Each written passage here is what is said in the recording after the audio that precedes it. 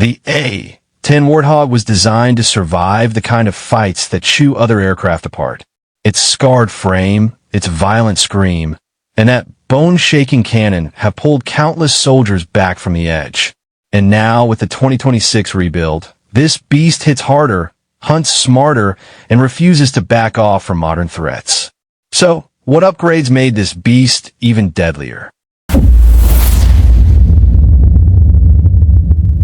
Inside the A-10 Super Upgrade.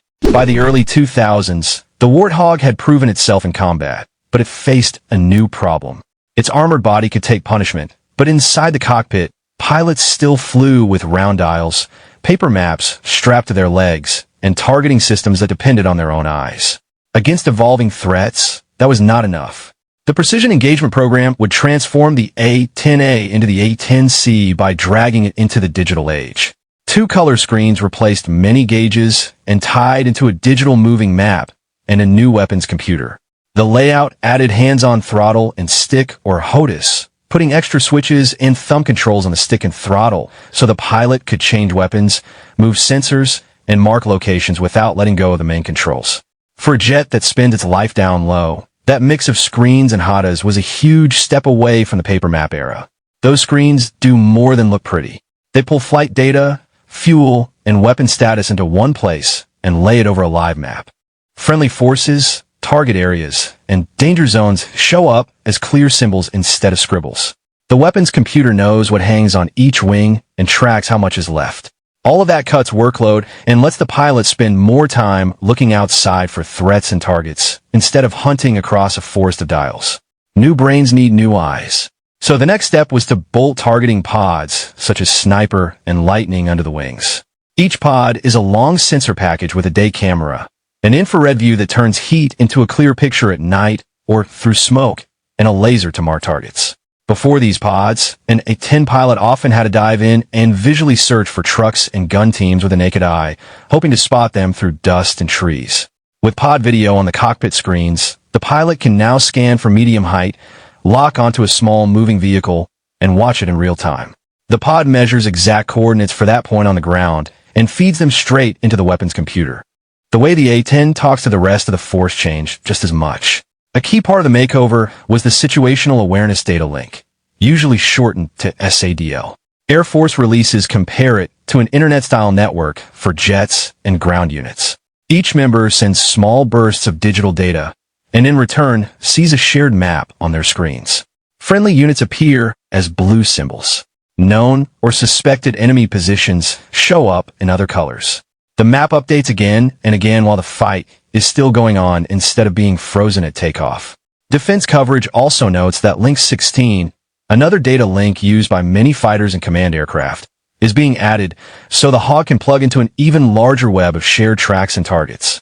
Modern secure radios, and on some jets, satellite communication back this up so the pilot can talk clearly with ground controllers and command posts without constant static and confusion. All of that information has to reach the pilot in a way that does not overwhelm them. That is where the helmet-mounted queuing system comes in. On the A-10C, many units use a system known as Scorpion. The helmet has a small, clear display in front of one eye. Symbols that used to live only on the main screens now float in the pilot's field of view, lined up with what they're seeing outside. If the pilot turns their head toward a suspicious truck or a flash from the ground, they can press a small switch and tell the targeting pod, "Look over there." The pod turns to that point, locks on, and the coordinates appear on the displays. If the jet's warning system senses a missile launch or radar lock, a bright cue on the helmet shows the direction so the pilot can react with a turn or a burst of flares without hunting for the right gauge. Giving the Hog a new brain and new eyes would not mean much without sharper claws. One of the biggest changes in the 2000s was the full use of Joint Direct Attack munitions. Known everywhere as JDIM, this is not a brand new bomb, but a guidance kit that bolts onto the back of a normal freefall bomb and adds a small computer, steering fins, and a link to satellite navigation. With that kit attached, a bomb that used to be dropped by pure fuel becomes a smart weapon that can fly itself to a set of coordinates in almost any weather instead of being blocked by clouds or smoke. For the A-10C, that means models such as the GBU-31, built around a 2,000 pounds class warhead, and the GBU-38, built around a 500 pounds class bomb, can be carried under the wings and guided to a point chosen by the pilot or by a ground controller. Once the coordinates are set, the jet can release the bomb from medium height and let the kit do the rest, steering itself into bunkers, artillery sites, or strong buildings, even through cloud and dust. Instead of making many gun runs in bad weather, the pilot can often do one clean pass and leave. The next step went even further. The small diameter bomb, known as the GBU-39, is a slim winged weapon in the 250 pounds class. It uses a mix of satellite and internal guidance and can glide roughly 40 or more miles from the point where it is released.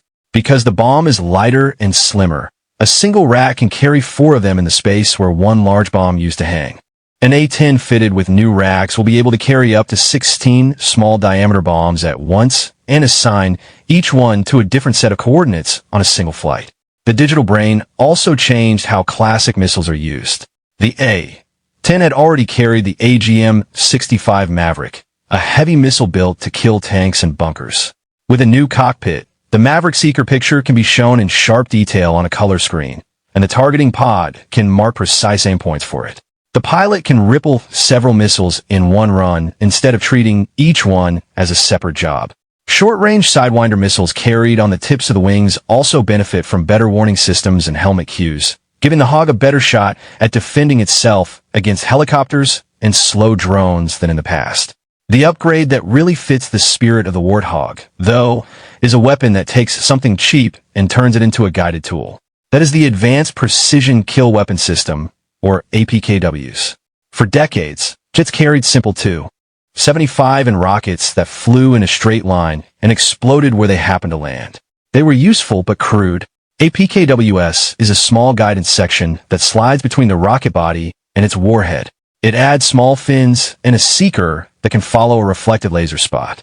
When engineers and test pilots fired the weapon from an A-10 in early trials, several rockets hit within inches of the aim point, proving that even a light rocket could act like a tiny guided missile instead of spray and pray tool.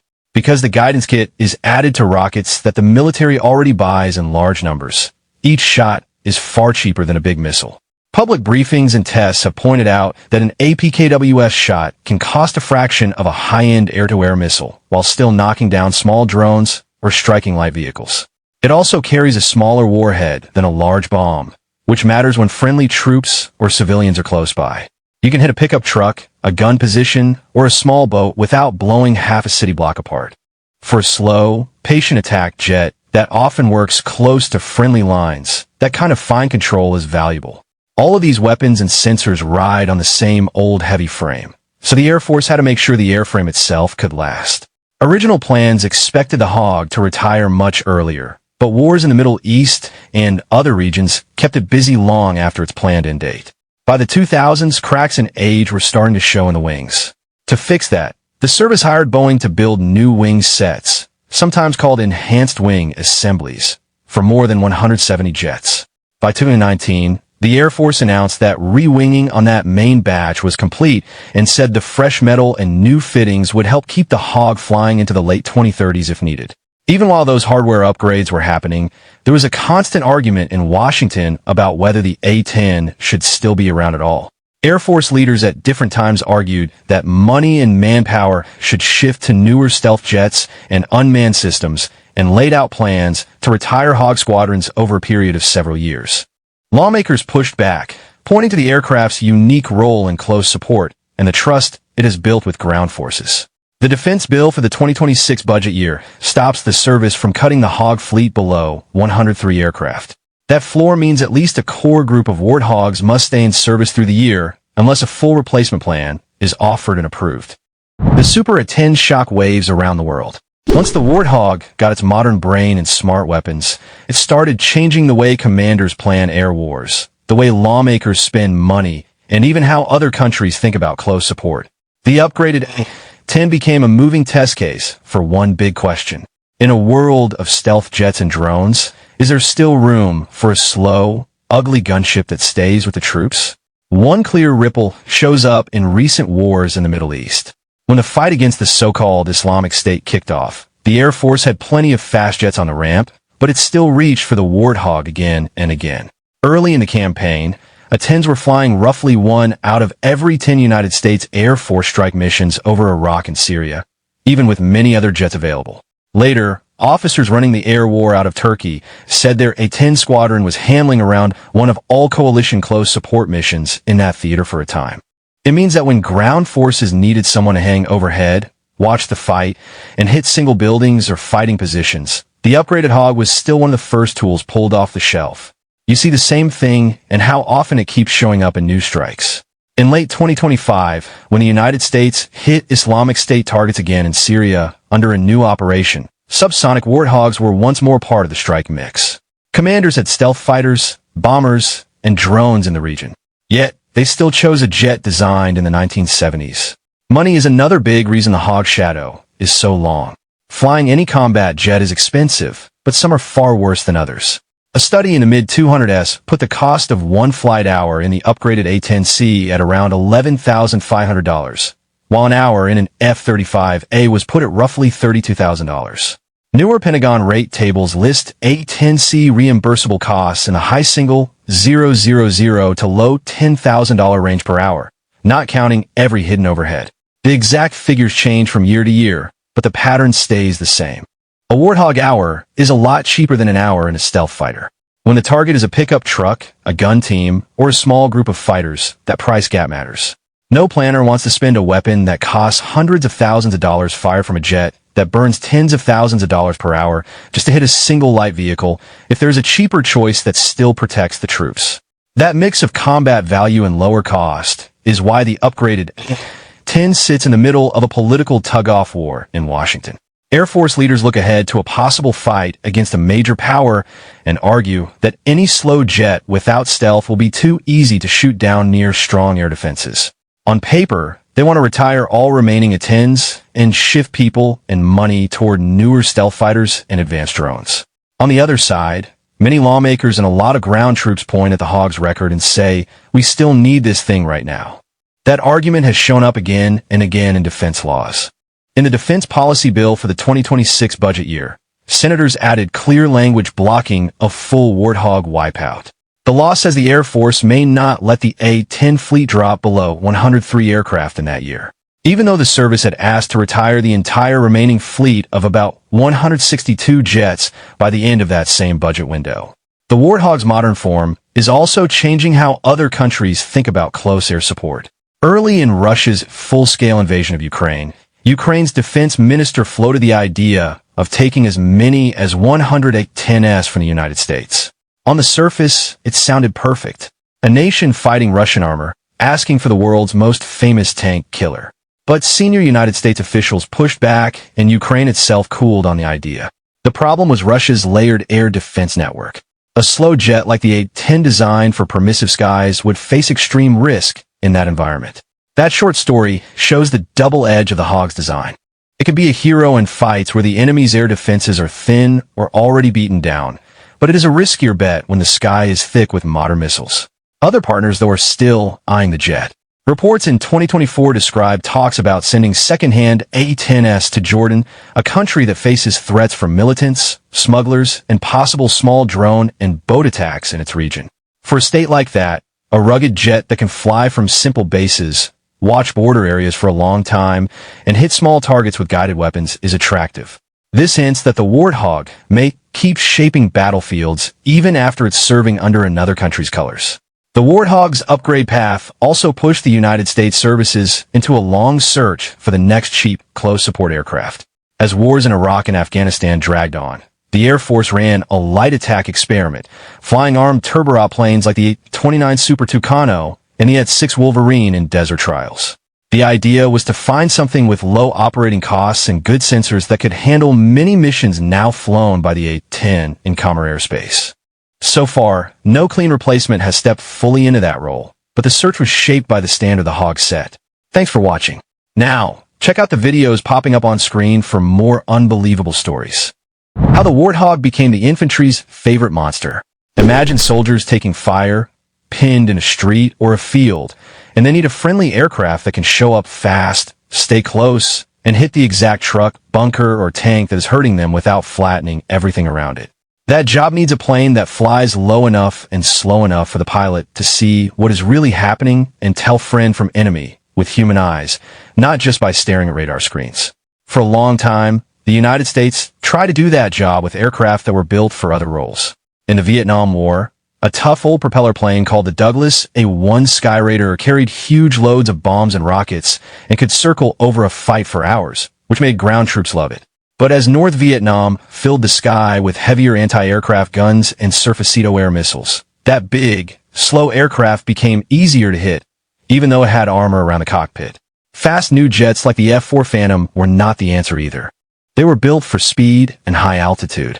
When they raced over the jungle at very high speed, it was hard for pilots to pick out a single truck under trees or a small team with a rocket launcher near friendly troops. And the risk of hitting the wrong target went up.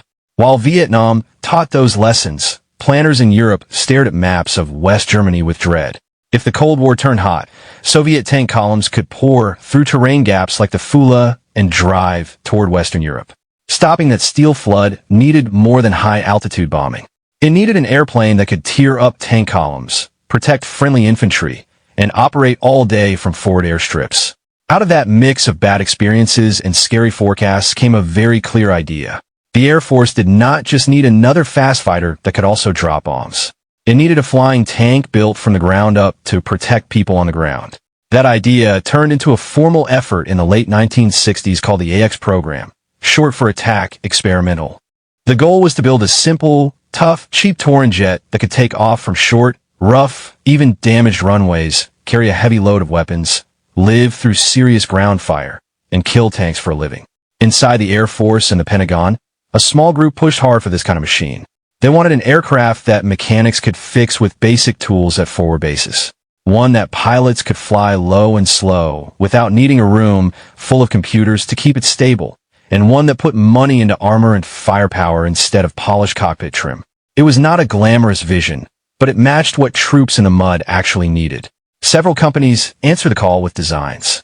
In the early 1970s, the competition came down to two prototypes. The Northrop YA-9 and the Fairchild Republic YA-10. Both were blunt-nosed, straight-winged attack jets built for low-level work. But the Fairchild design leaned even harder into the ugly practical look that later earned it the nickname Warthog. On the YA-10, the two jet engines sat high on the back of the fuselage with a twin tail, surfaces partly hiding them. That odd layout helped keep the engines away from sand and rocks kicked up from rough fields and also hid some of their hot exhaust from heat-seeking missiles. After a series of fly-offs and tests in the early 1970s, the Fairchild jet won and went forward into production as the A-10 Thunderbolt II.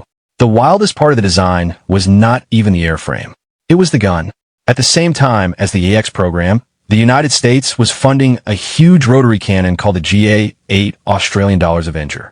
It is a 7-barrel gun that fires 30mm shells built to punch through the armor of modern tanks. The complete gun system, including the spinning barrel cluster and the ammunition drum, is about 19 feet long and weighs well over 4,000 pounds, roughly the same as a small car. In fact, the gun and its drum make up close to 1/16 of the empty weight of the whole airplane. Because the weapon is so large and so central to the job, the design team basically built the airplane around it.